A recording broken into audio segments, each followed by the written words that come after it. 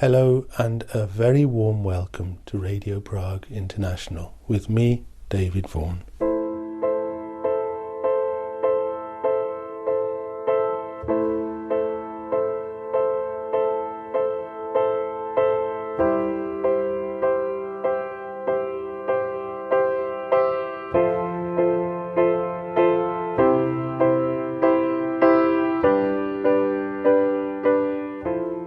In this, the fifth episode in our series, A Stitch in Time, we have 4 stories set in the Czech or Moravian countryside. Tales of ordinary people living through times that were anything but ordinary. 3 of them take us back to the Stalinist years of the early 1950s in Czechoslovakia. And the 4th story is more universal, a tale of good advice well taken.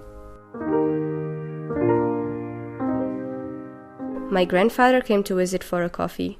He sat down on an armchair and started telling stories. He's still in my heart, and I always, when I pass through his house, he's I can still feel that he's there. He poured plum brandy into the glass. His hand was shaking as he grabbed the glass, uneasily looked at it for a second, and then drank it.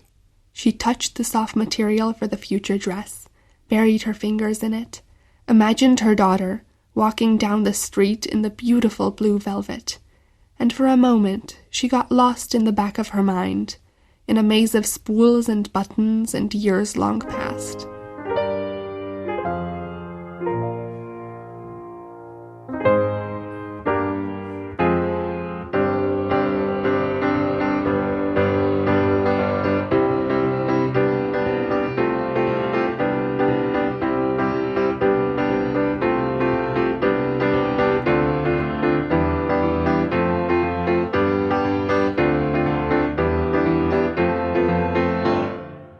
"17-year-old Johanna Treitnar tells us about a dress that was made by her great-grandmother.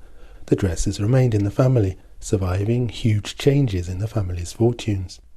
We also hear 2 stories from the period of collectivization in the 1950s. 13-year-old Michael Lovett and 15-year-old Jakub Liška wrote about the time when their families were made to give up their farms. And Amal Alkir writes about her grandmother, leaving her life in the country to become a medical student.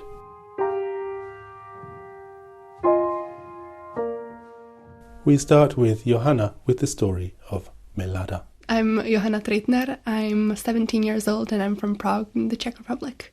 I wrote about the story of my great-grandmother, the mother of my father's mother, who grew up in the Orlické Mountains, and she was a seamstress there. She sewed beautiful clothes, many of which we still have today, and many of which I've seen on photos. But when collectivization came in the 50s, then she had to give up her company, and she had to start working on a cow farm instead. Johanna divided her story into 3 sections, set in 1933, 1959 and 2021. Here is the opening chapter from before the Second World War. The Blue Velvet Dress. 1933. This month had been such a blessing so far. The sun seemed to be smiling down on Milada as the whole world conspired in her favor. The days were beautiful, leaves and flowers budded, a warm breeze fluttered around, and she, Milada, was going to be a seamstress. Milada was from a little village with 1 square, a church, a cemetery, and a pub. To her, the vastness of the world was reduced to a sprinkle of towns and villages in the Orlické Mountains. Milada learned to sew with a matronly neighborhood seamstress, Mrs. Michaličková, a friend of her mother's, in her house alongside 15 other young girls. There, she stitched quilts, darned stockings, embroidered collars, attached buttons, and sewed aprons with incredible precision. A few, including Milada, stayed for over 3 years. They were the future seamstresses by profession, the providers of wedding dresses and mourning clothes for an entire village. And, most importantly, they learned to love the craft. Milada was no exception. She adored it all, but what she loved most were the glimpses of beautiful city dresses in newspapers, magazines, and, when she was lucky, movies.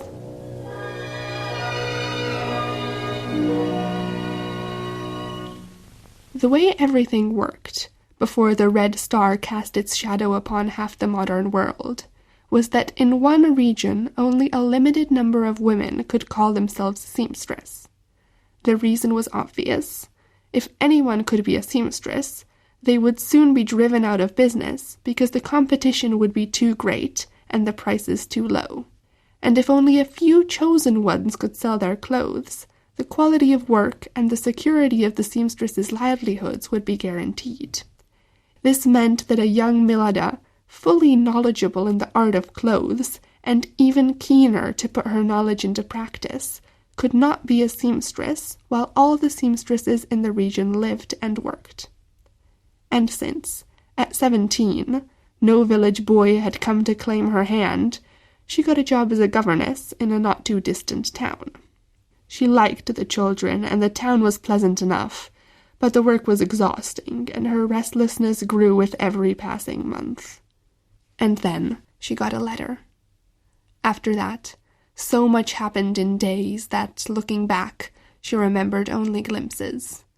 A clamor of children clinging to their departing nanny, the sun reflecting on the roof of her childhood house, her parents' faces when she told them the news, both proud and practical, joyous and knowing.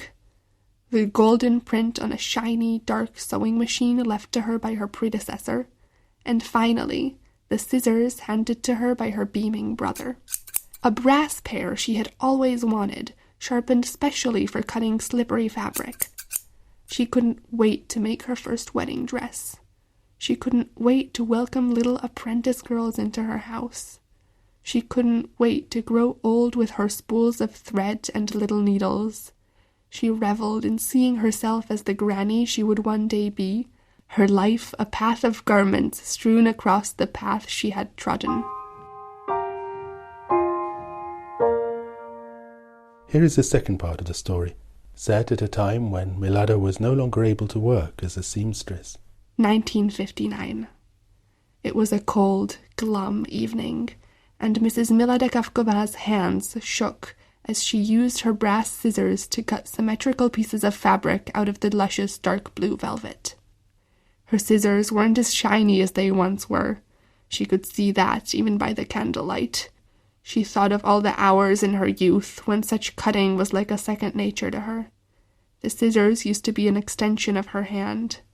Sometimes she thought about how one day doing something can be your whole soul, your essence, and then another day, a few years later, that same thing can be as foreign to you as shackling a horse. Yesterday, your fingers knew perfectly how to thread a needle. Today, you're expert in the right way to grip a cow udder. She couldn't complain, though, not when her fate was so much better than that of so many others. There was the farmer who just disappeared one day. They say that he ended up somewhere in the mountains, far away from his family and former life.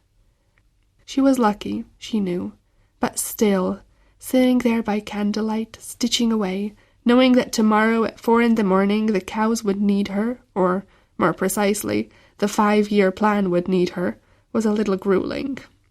She was glad she never joined the nationalized sewing group in town. She wasn't like the other seamstresses who could go gawking about anywhere just to earn a penny and sew God knows what with God knows whom under God knows whose command.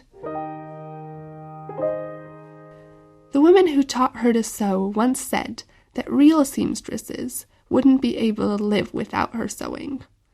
Milada agreed with her then, but today she knew better. How foolish they all were. It was never about the sewing. It was about the apprentice girls and the smell of a workshop and seeing your neighbor's daughter in that wedding dress you made her. Besides, Milada's husband never thought her sewing was a respectable occupation, so at least he would be happy. He always said that women who sewed danced with the devil. Who did women working in cowsheds dance with? She touched the soft material for the future dress, buried her fingers in it, imagined her daughter walking down the street in the beautiful blue velvet, and for a moment she got lost in the back of her mind, in a maze of spools and buttons and years long past. Only the toll of the faraway church bell urged her to get up, blow out the candle, carefully fold the fabric into the darkness of a closet to be continued the next day, and get to bed. Tell me a little bit more about the dress that you talk about in this story. About a year ago, I was on a visit at my grandmother's house in Hradec Králové, and she was cleaning some stuff out, and suddenly she said, "Oh, hey, I have some clothes. Do you want to come try them out?" So first she took out this big red coat that senior citizens in the Czech Republic wear often, so that was kind of nice. Then she took out this square skirt that was also not particularly my style, and then she took out this dress that her mother had made for her when she was 20, and it was very beautiful, and she told me to try it on and to take it home with me. And that became the focus of the story? Yeah, I thought it was a very relevant symbol. What does it actually mean to you, both the dress and the story around it? Well, it connects me with the past, because, as I said, I've never met my great-grandmother, so this is a connection to her. I feel like a lot of what I live today comes from everything that my ancestors in the past went through. So that kind of leads to the space and time where I am today. 2021. I look at my grandmother, fussing over a blue velvet dress as I pull it over my sweater and jeans in her stuffy apartment. She had dug up the garments from the depths of her closet, saying her mother must have made it to her 60 or 70 years ago, when my grandmother was in her early 20s. A mother's gift to her married daughter. The dress fits surprisingly well, considering my grandmother is about a head shorter than I am. She tells me it looks beautiful, better than it ever did on her. I don't believe her. There are holes that mice must have nibbled away over the years on the hem and under the right sleeve. I'll never be able to wear it, yet it is more beautiful than any dress I've ever worn. History is hidden in the stitches in the seams of this dress. The folds hide the fates of 2 young women, one of whom I'll never know. I have only the marks her needles left behind. I'm Michael Lovett, I'm 13 years old and I'm from Prague, Czech Republic. My story is about my grandfather and how in the 1950s, when he was around 10 years old, his grandparents' farm and land were forced to be taken away from them by the collectivization organization in Czechoslovakia. Here is the whole story, slightly edited. When they arrived at Jiří's grandparents' farm, he had a warm welcome from his grandmother, who had prepared a lovely meal for their arrival. During lunch, Jiří and his grandparents caught up on everything that happened during the time that they hadn't seen each other. His grandfather quietly mentioned to Jiří's grandmother that yet another farmer had handed over his property to the collectivization organization. Jiří didn't really know much about the organization, but he knew that his grandfather was very much against it. This had been a profoundly serious topic in the family, for his grandfather didn't want to hand over his property, and Jiří couldn't blame him. This was his grandfather's life, and the farm had been in the family for generations. But the communists would not let Jiří's uncle, John, pursue his studies, and they didn't want to let his aunt Mary get a job, unless his grandfather handed over his property. So now, many people in the family wanted his grandfather to hand over his property for the benefits it would give them. The next morning, Jiří woke up quite late. He found his grandmother in the barn, taking care of the pigs and cows. He asked her if he could be of any help, and she told him to hold the tail of one of the cows while she milked it. The cows would wag their tail to make the annoying flies go away, but by doing this, they would also endanger the person milking the cow. Once the first cow was milked, Yizhi and his grandmother moved on to the second one. This time he tried to milk the cow, and his grandmother held its tail. It was very tough for Yizhi to milk it properly, so in the end his grandmother took over. Yizhi took a bucket and went to get some water from the well, which lay quite near the barn. After bringing the water, he helped his grandmother make lunch. Yizhi's grandfather didn't show up for lunch, so Yizhi was curious where he was. His grandmother told him that the collectivization organization had told him to go to the municipal office. In the afternoon, one of the local children, who Yizhi was friends with, came to the farm. He asked Yizhi if he wanted to join him and a couple of the other boys to watch a blacksmith working, which Yizhi happily agreed to. The blacksmith worked close to Yizhi's grandparents' farm, and one of the local boys was his son. At one moment he gave Yizhi a hard stare and mysteriously asked him how his grandfather was doing. Yizhi, surprised by this sudden interest of the blacksmith, told him that all was well with his grandfather. Even though Yizhi got back to the farm quite late, his grandmother was happy to see that he came back before dark. But still, his grandfather was nowhere to be seen. Yizhi had a couple of slices of bread with butter and a glass of water before he decided he wanted to go to bed. Just as he was about to say goodnight to his grandfather came through the kitchen door. He banged the door behind him, which startled Yizhi. He started swearing and shouting about the collectivization organization and the communist regime, which made Yizhi's grandmother really upset. Then his grandfather told Yizhi's grandmother that he can't accept the regime anymore, that taking land from the farmers of Czechoslovakia is over the top, and that they should know that eventually people will stop being okay with this. Yizhi's grandmother started crying, and her voice, full of agony, told his grandfather that he has no choice anymore. He must give them the farm. She told him that she knows how much the farm means to him, and how much it means to her. But this is for the best. With this, his grandmother went to bed. Yizhi was shocked from the whole situation, because he had never seen such emotion from his grandparents. Yizhi's grandfather leaned on the kitchen dresser. He opened a cupboard and took out a shot glass. He poured plum brandy into the glass.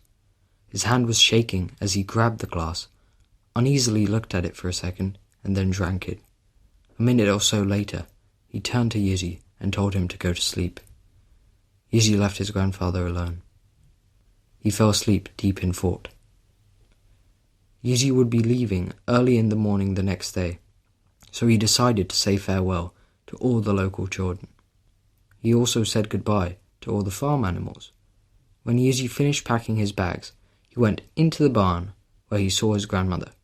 She asked him about his day, and he told her he still felt down from the intense argument that his grandparents had. Just as Yizhi's grandmother was about to tell him that he shouldn't worry about it, he and his grandmother could see the hunched figure of Yizhi's grandfather walking across the farm towards the barn. They could both see how sad he was. His eyes were full of tears. Once he was inside the barn, Yizhi's grandmother asked him what happened at the municipal office, and he told her that they forced him to hand over his land and threatened him with a gun to his head. He said that he had no other option. Then he laughed that at least there would be less work for him to do. Yizhi could see all his grandfather's pain in that laugh. Deep down, Yizhi knew that his grandfather wanted the best for his family, and in this case, he did the best thing for his family, but one of the worst for himself. His grandmother, now also in tears, went over to his grandfather and gave him a big, warm hug. Giving the farm away scarred Yizhi's grandfather for the rest of his life.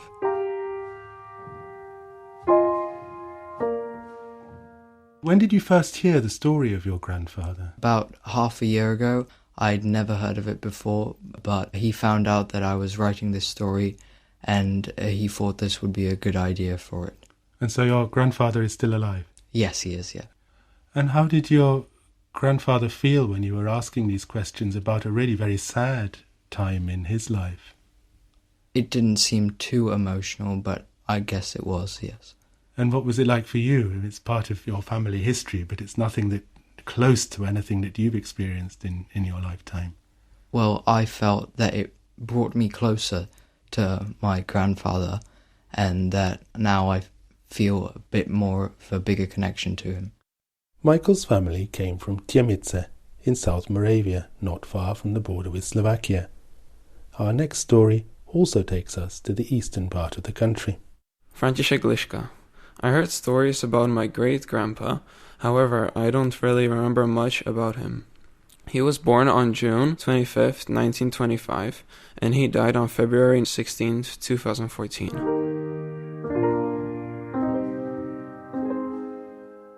My name is Jakub Liška. I live in a town called Raječko. It's close to Blansko, and Blansko is close to Brno. I chose František Liška because I thought he had a really interesting life from like all the people in my family. And I also really liked him, and I think he was a really kind and a really cool guy. I was 7 years old when my grandpa made a wooden sword for me. I only remember this because it was very significant for me. I also remember that when he gave me the sword, I was extremely happy, and I remember how I said that it's the best present ever. When he gave me the sword, I really deeply hugged him, and I think it was the last hug before his death. When my great-grandpa died, my parents didn't tell me about his death for a month, and after they told me, I could feel that something was wrong. I also remember that I didn't speak to anybody for the whole day. You mentioned that when you were a very little boy, he gave you a sword. Do you still have that sword somewhere? No, unfortunately I lost it, and I was trying to find it because all my memories were with that sword about him.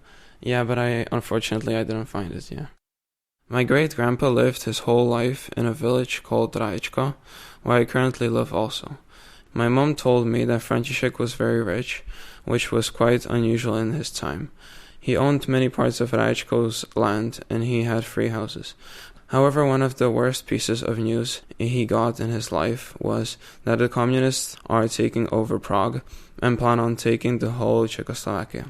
This was the key point in František's life, because he knew that if the communists discovered that František owned so much land, the communists would automatically take it. This really happened, and the communists took almost everything that František had. He lived in a small house with his family, where he didn't have a lot of food. My grandma told me that František told her, when she was young, that this was the worst event which happened in his life. In such a short period of time, people went from being very rich to very poor.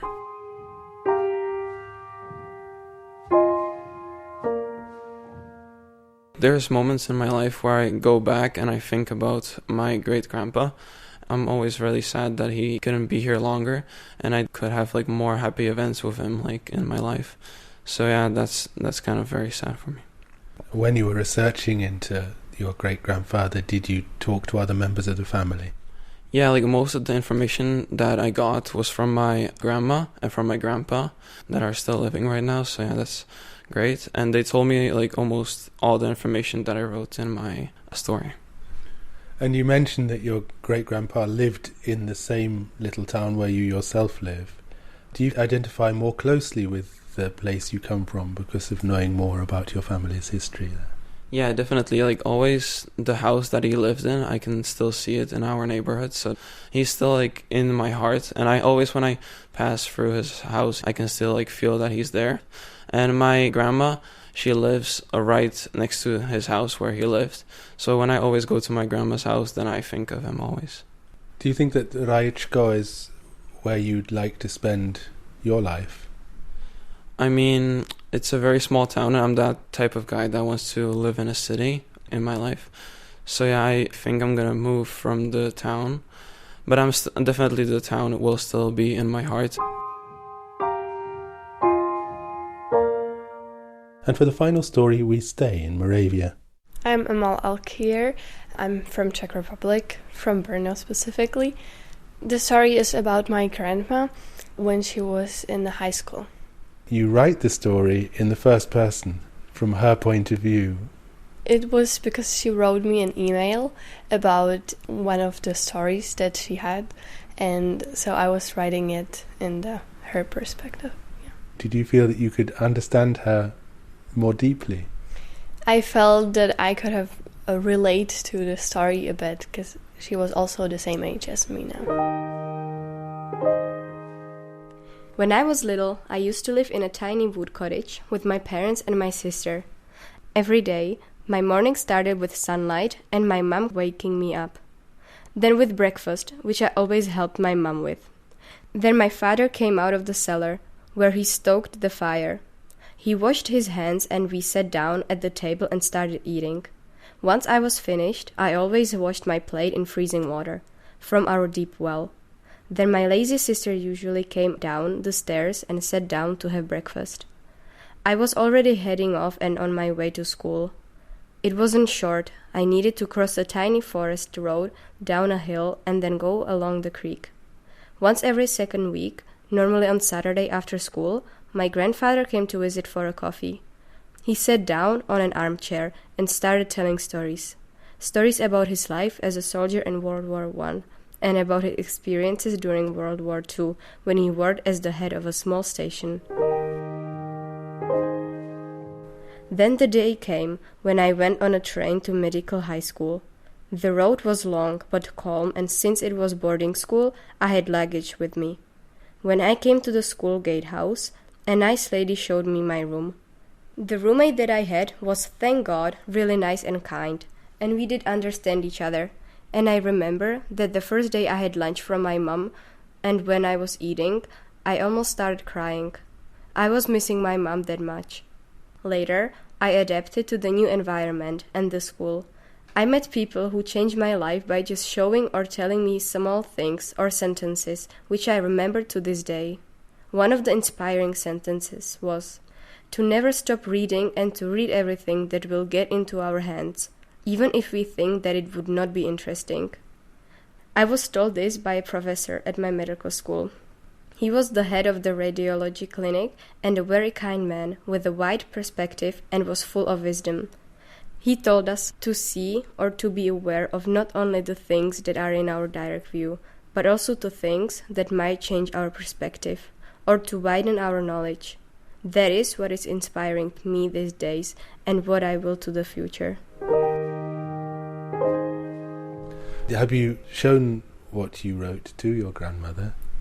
I did, but I needed to translate into Czech language. She really much liked it, so it was nice. And you felt a real need not to invent or to speculate? I didn't want it to change or speculate, but I was writing it from my point of view, like as if I was the grandma, because she was telling us the story about it, and I was saying it as if I was in her eyes. I was talking to Amal Al-Khair from Brno, and the story itself was read by her school friend Julie de Martini. We also heard Jakub Liška, Michael Lovett and Johanna Treitnar. The theme music for the series was composed by Bára Dočkalová, the pianist Vít Beneš. You can read and hear all the stories in full if you go to the page A Stitch in Time on the Radio Prague International website.